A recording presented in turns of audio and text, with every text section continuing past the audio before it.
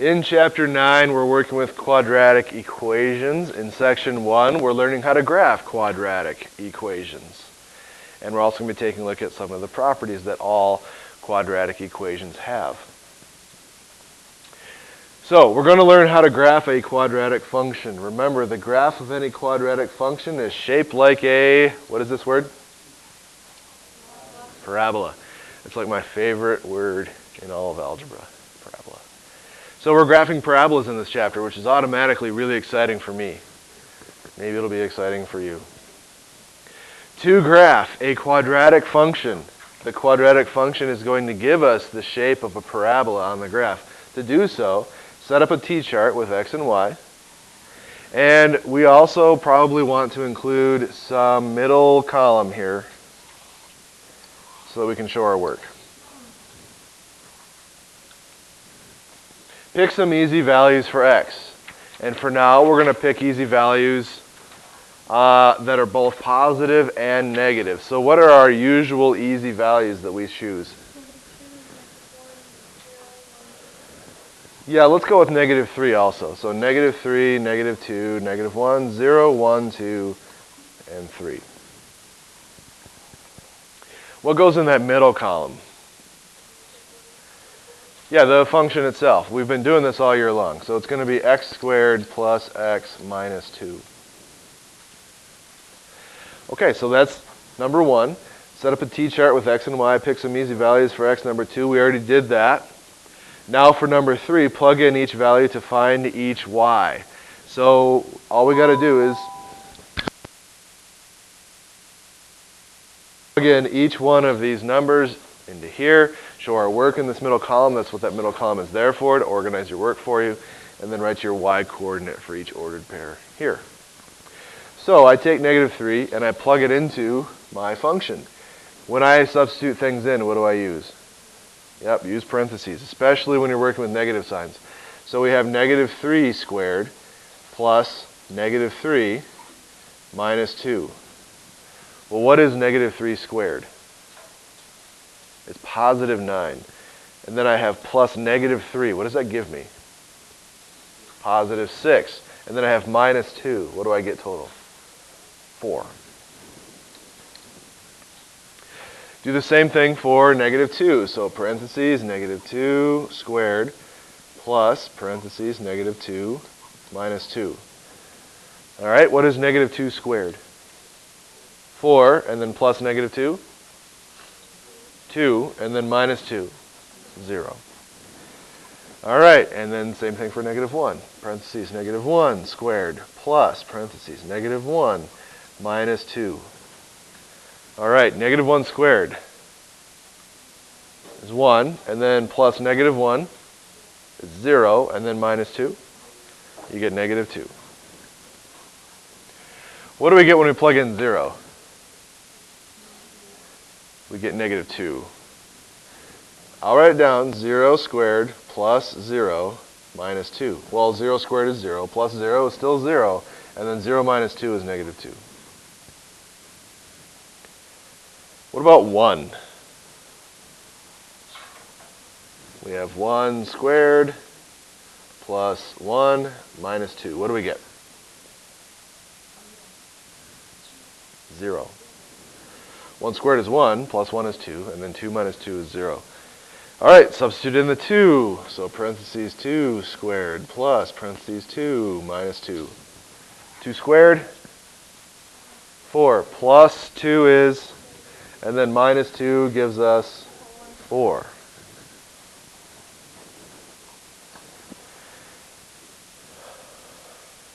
Plug in 3. Parentheses 3 squared plus parentheses 3 minus 2. All right, what do we have? 10. We have 10. 3 squared is 9, plus 3 is 12, and then 12 minus 2 is 10. A couple of things to notice here on these types of problems. What do you see in our y values?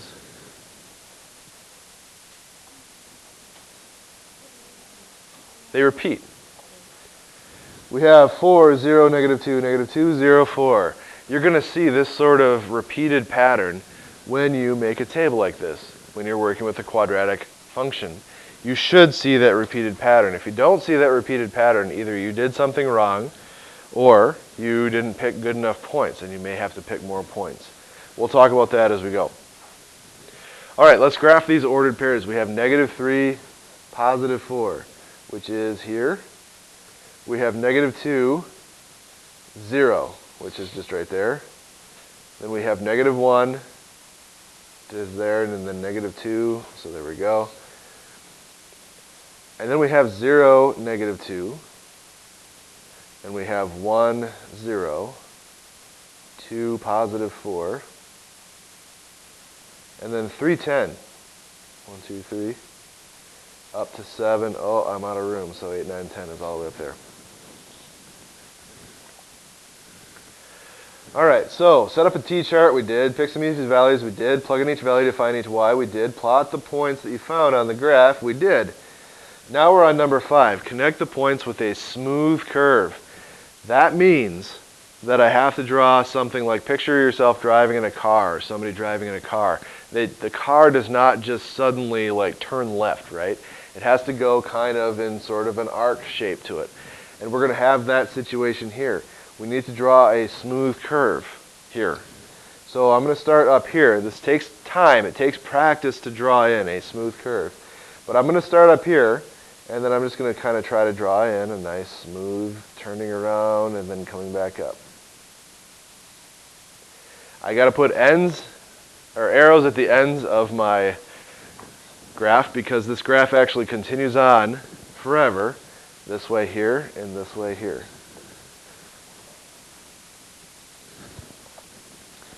The entire bowl shape should be graphed. By bowl shape, I mean this shape right here where the parabola turns around and starts going back in the direction it came from. You have to have that entire bowl shape. If you don't, then you need more points. So you have to see this thing turn around. Like on your table, you should start to see repeated y values. If you don't see repeated y values, you don't have good enough points yet. You have to keep going until you find where that thing turns around. And then you can graph it. There are some things we need to talk about when you're drawing a parabola. This is a pretty good parabola right here, and I'm very picky about how your parabolas get drawn. Like really picky. Especially because of how much I like parabolas. So I see a bunch of different types of parabolas on homework and on quizzes and tests that drive me crazy. And because they drive me crazy, I'm very likely to take points away from you when you draw them in a certain way. So, the parabola goes, in this case, upward and outward for forever. But it does not do that. It won't make a graph like this. It goes upward and outward for forever. Almost by the time you get way far away from this bowl shape, it almost looks like a line up here. But it does expand outward for forever, which means that it is not a U shape. It also does not collapse back in on itself. One side maybe sometimes is drawn right for people, but then the other side, they turn it back in on itself. Or they draw one side correctly, and then the other side, they loop out like that. It is not a fishhook. Another thing that people might do, and I've kind of drawn over this too much, is they might come down, and it's really hard sometimes for people to make that turn, so they wind up making a point. That is not a parabola either. A parabola has a nice, smooth shape to it. It goes outward and upward for forever. Take some time to practice it. It does take time learning how to draw a parabola. But make sure that you are drawing something that goes outward and upward for forever. If you practice enough, you're going to get pretty good at it. Sometimes our parabolas are fairly skinny. Sometimes our parabolas are very fat. But they always have smooth appearances, and they always go outward forever and upward. Sometimes they open down. We'll see some parabolas today that open down. But they always have nice, smooth curves to them. So make sure that you are drawing them correctly, because I am very, very picky. I don't want to see connect the dots. I don't want to see wavy lines. It is a smooth curve. We have just a couple of problems to practice here. So on your notes, I've given you room either off to the side or down below. I probably have room down below if I make my table up here. So I'm going to go ahead and do that. Now my table should have how many columns? 3 columns. I need an x, I need my function, and I need my y. You guys have lots of space. You don't have to do what I'm doing up here. What goes in this middle column? Just the function, yeah, the x squared part. So in this case, it's kind of an easy looking equation. We just write the x squared. And now what happens? Pick some easy numbers. What are some easy numbers here? -3, -2, -1, 0, 1, 2, 3.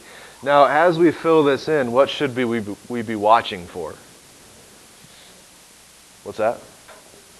Yeah, we need to see repeated numbers over here eventually. Once we start to see repeated numbers, then we know that we've caught like that bowl shape or where the parabola turns around. So for -3, I write in, I almost said type in, I write in what? -3 squared, which is 9. And maybe this one is easy enough to where you can just do it in your head. What is -2 squared? 4. What is -1 squared? 1. What is 0 squared? 0. Are we repeating yet?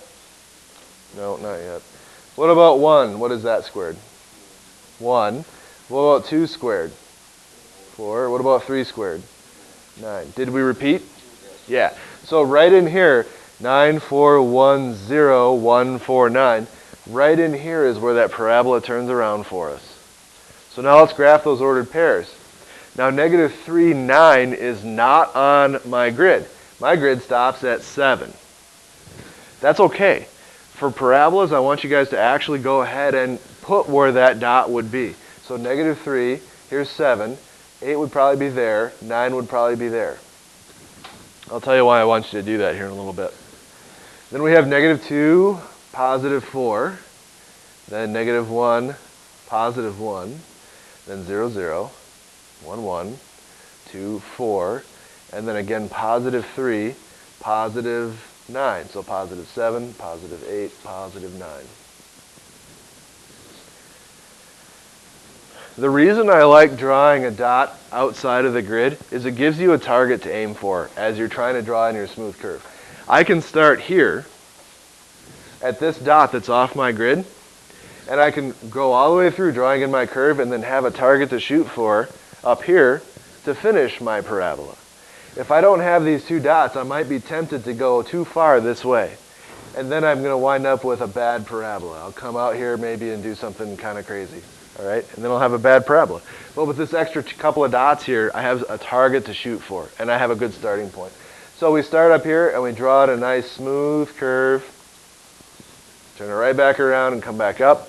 Your parabola should be extending out of the grid that you're given, just like our lines have to go all the way through the grids that we're given.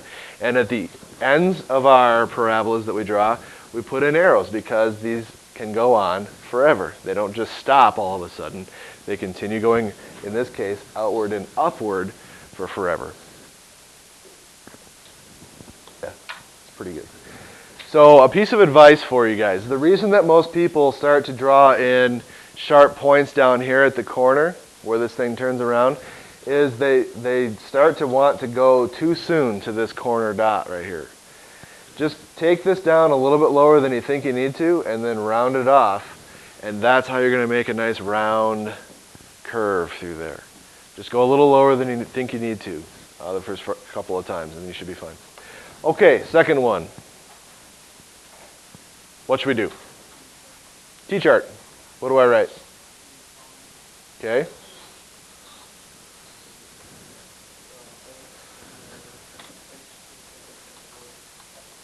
Yeah. Good.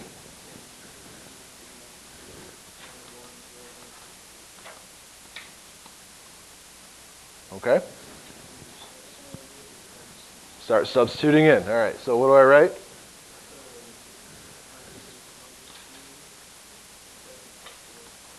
Okay, and maybe some of you can do this in your head, maybe not. That's what that middle column is for. What do we get as our answer? 13. Now, am I going to be able to graph 13 on my grid? Negative 3. 13 is going to be way up there. So we might not put that one on our grid. Let's go on to the next one. Negative 2 squared plus 4. What do we get there? 8. Is that one going to be on my grid? No. But can I graph it? Yes. So this is the guy we're going to graph right here. How about negative 1?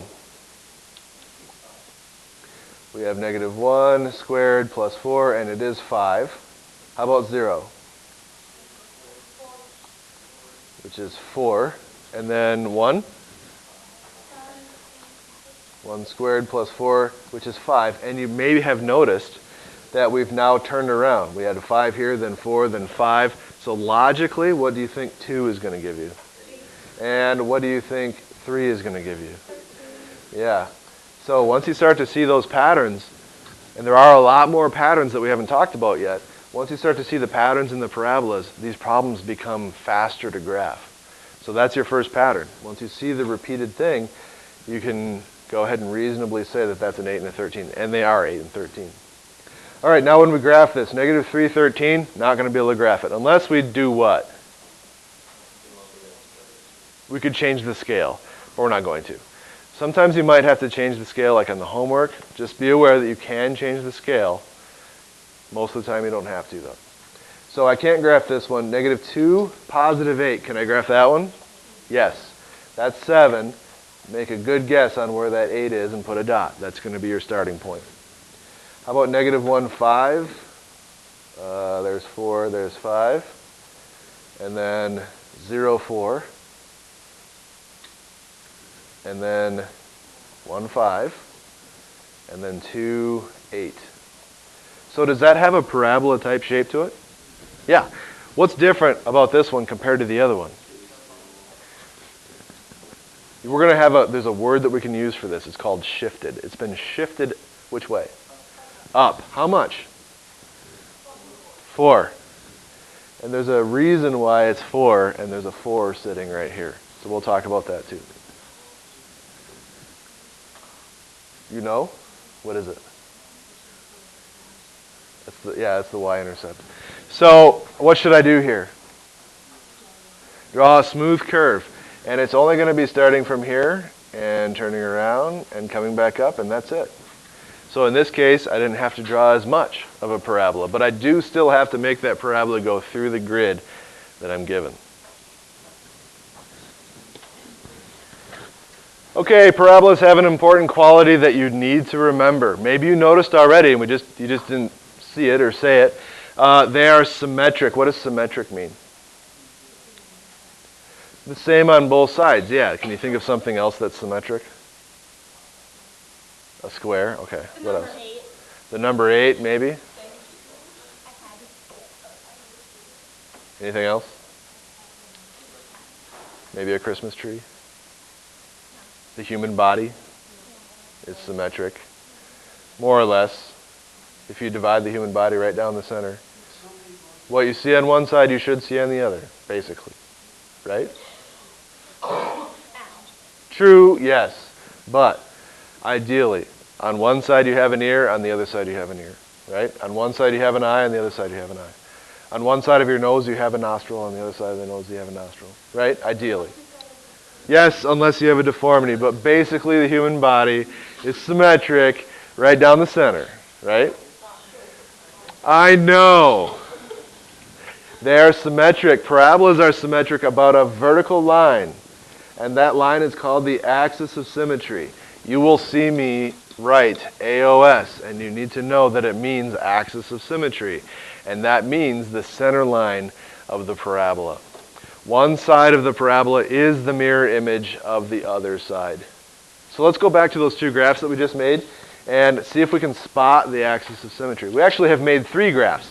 So let's look back at the first 2 on this page, and then we'll go back to the very first one that we drew. Do you see where there's an axis of symmetry? Yeah, it seems like the y-axis on this one.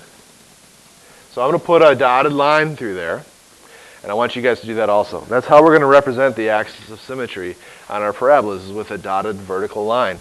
And a dotted vertical line on this one too. They both are the y-axis. But let's go back to that very first one that we drew. And mine's a mess, but yours hopefully is not. Is the axis of symmetry on this one on the y-axis? No, it's over slightly. You can see where this parabola kind of turns around. What would the x-coordinate be there, maybe? Negative 1/2, yeah. So let's put a dotted line that goes through approximately negative 1/2 so that we can see that there's an axis of symmetry there, okay? Now all that's saying is this side of the parabola, the left side, if I were to fold my page over, would match up exactly with the right side of the parabola. That's the axis of symmetry. Now, let's take a look at this one, and let's go back to the other two and see if we can say what is true about the axis of symmetry, aside from the fact that it divides the parabola in half. What do you notice about each axis of symmetry? It is mirrored, but what did you say? Yes, exactly. It goes through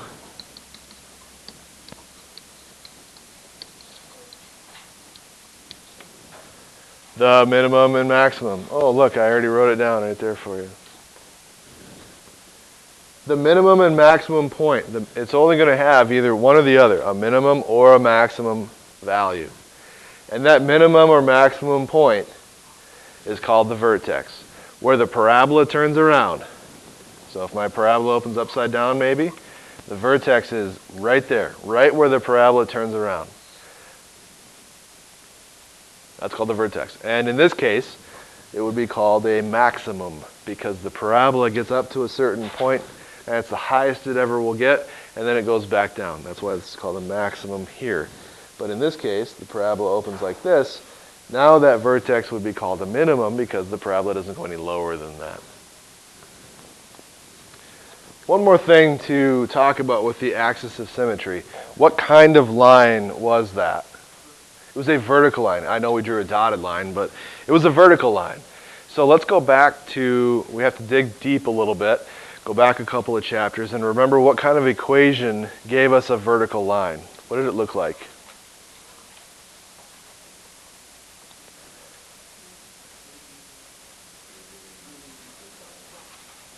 Nope, it was an equal sign, but what did we see? It was x equals, yeah. So we're going to come up with the equation for an axis of symmetry, and it's going to say x equals some number. The number is the number of the x on the x-axis that line goes through. So in this case, it would be, the equation for my axis of symmetry would be x equals what? It goes through 0 on the x-axis, so it would be 0. What about this one? X equals, it's going through 0 here, so 0. And then on this one, it would be x equals negative 1/2. So already, you can come up with the equation for an axis of symmetry, just by remembering how a vertical line is written in an equation form. Okay. The next thing that we have is a summary of all of the very important things, actually, that we've already learned so far in this section. It's quite a bit of stuff. The axis of symmetry would be where on this parabola? Looks like about 1/2. So I'm going to go ahead and draw in a dotted line through 1/2. And that I'm going to label as a what? AOS. That's my abbreviation for axis of symmetry. And what would the equation for the axis of symmetry be? X equals 1/2, or 0.5. It is an equation. It's not just 1/2. It's x equals 1/2. Okay, so my axis of symmetry, I'm going to represent that with my dotted line over there on the left. Okay, where is the vertex at?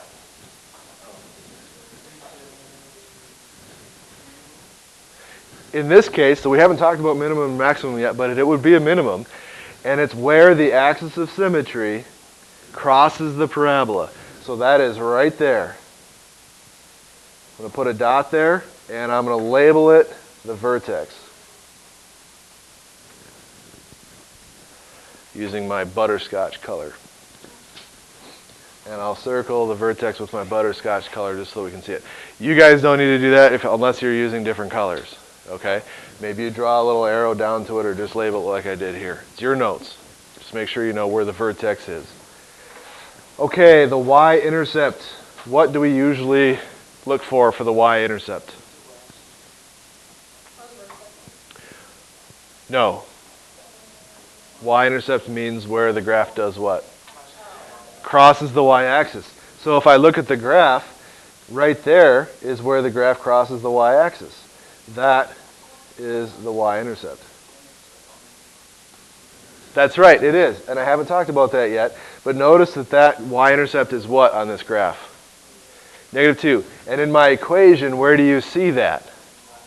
It's the last term. It's the constant term. That is also the y-intercept. It's right there in the equation for you. Kind of like y equals mx plus b. That b in there was the y-intercept also. The y-intercept is here in this equation for us. So, just to let you know, I'm using green for that one. You guys are using pencil probably, so figure out some other way to show it. What about parabola? What is that? That is the graph. The parabola is the graph itself.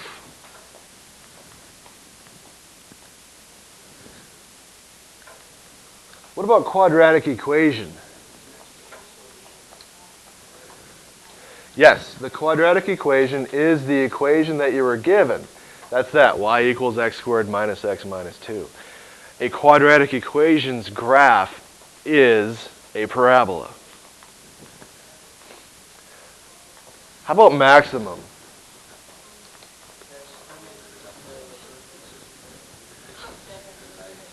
Yes, good. What about minimum? Okay, and what do we have on this one? We have a minimum on this one. So I want to actually write something down for you for maximum and minimum. The maximum is the high point.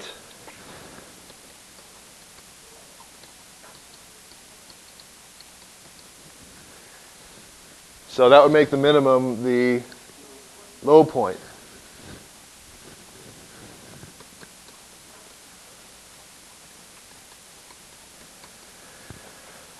Okay, I'm also going to give you another word to kind of visualize this. Parabolas either look like peaks or valleys. You know what I mean by that, hopefully. So for a maximum, what would we have, a peak or a valley? We'd have a peak. And for a minimum, we'd have a valley.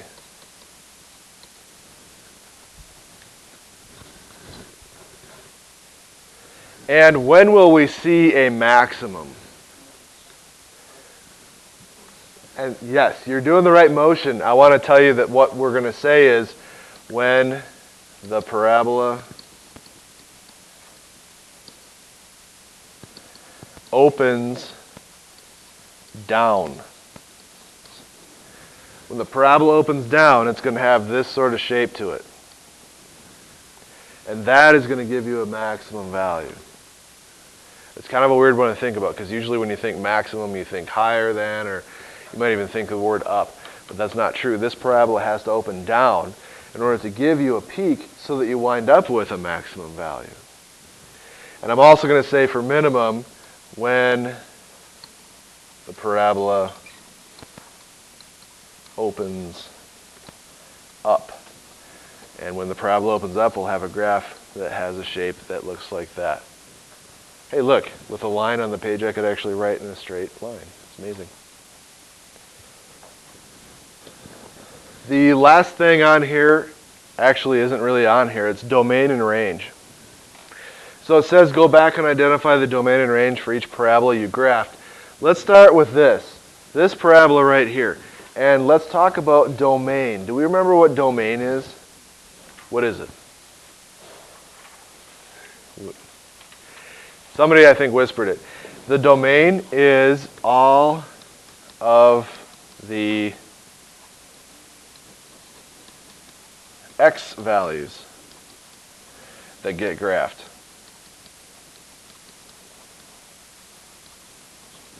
And that makes the range all of the what? Yeah, all the y values that get graphed.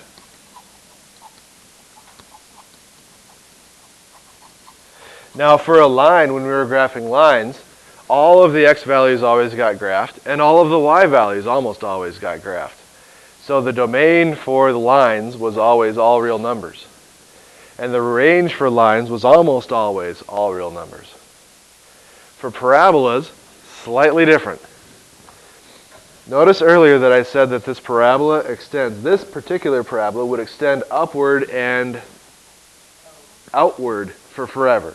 Which means that not only is it going to go up for forever, it's going to go outward to the left forever. And on this side, not only is this side going to go upward for forever, it's also going to go outward for forever.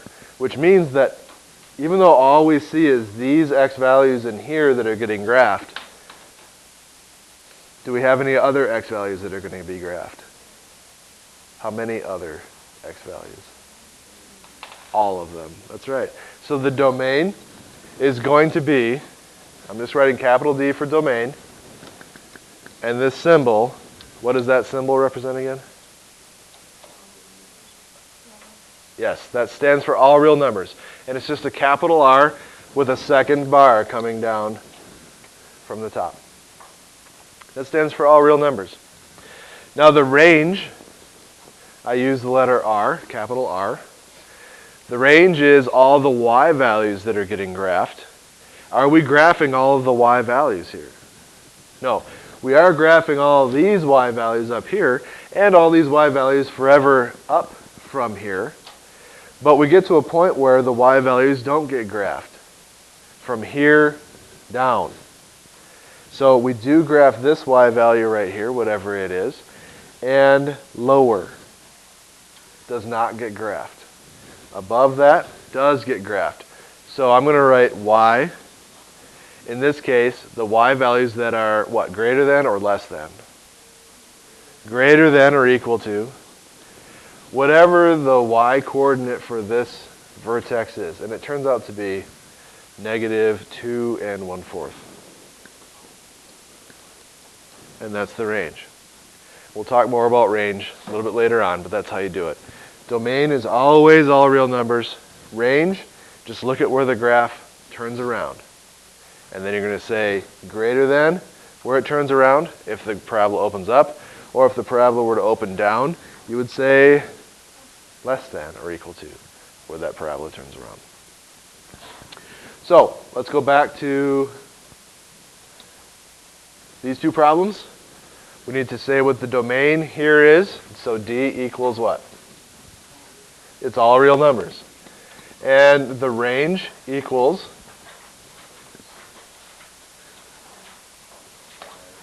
y values. Actually, I don't want to write equals. I want to write colons because it's not an equation that I'm writing. Y what?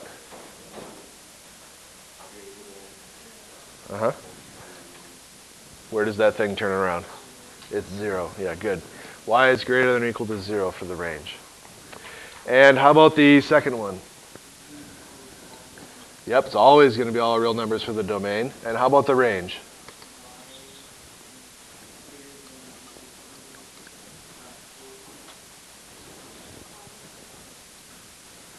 Greater than or equal to because the parabola opens up and we're graphing all the y values that are higher than 4. That's all there is to it. So just remember that domain goes with the x values that are getting graphed, and for a parabola it's all real numbers. The range goes with the y values that get graphed, and we do have a bunch of y values that don't get graphed on all parabolas. So we got to figure out which ones do get graphed, and that's what we're putting down here. So let's get through these 4 problems here, and then maybe we'll call it a day. Find the vertex, the equation for the axis of symmetry, and the y-intercept. And then tell me, is the vertex a maximum or a minimum? So on this first one, we need to identify the vertex. Where is it? Yeah, it's right there. And it looks like, so I'm going to write down vertex is an ordered pair. What's the ordered pair there? -1, comma 0. The x-coordinate comes first. So we have the vertex. Now we need the equation for the axis of symmetry. So I'm going to write AOS to stand for axis of symmetry. And then it is an equation, so I have to write what? X equals. And then where that axis of symmetry goes through, I can even draw that in there. It goes through -1, so it's x equals -1. And I also have to write down the y-intercept. So I'm going to write y-int for y-intercept. That is also an ordered pair. Where does this parabola cross the y-axis? Right there, 0, 1.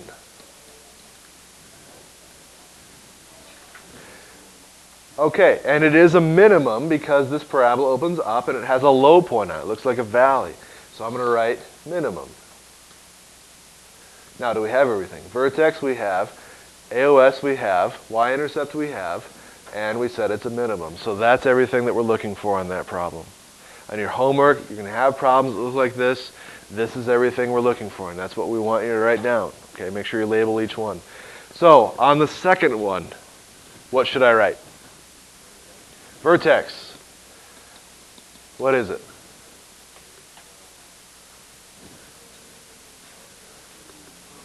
Seems to be right there. So, yep, 2 comma. Good. What's the next one?